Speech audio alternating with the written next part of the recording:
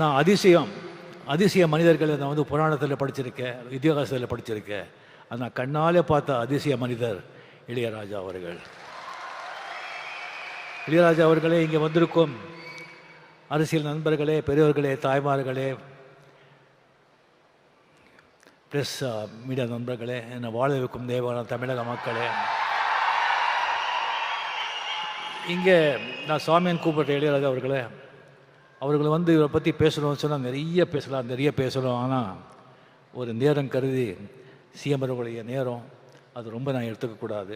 அதுக்காக சில விஷயங்கள் மட்டும் இளையராஜா, அந்த மாதிரி ஒரு இளையராஜா ஒரு இசையமைப்பாளராக உலகத்தில் வாழும் அனைத்து தமிழக மக்களின் ரத்தம் நாரி நரம்பில் வந்து அவருடைய இசை, அவருடைய பேர் ஊறி போயிருக்கு.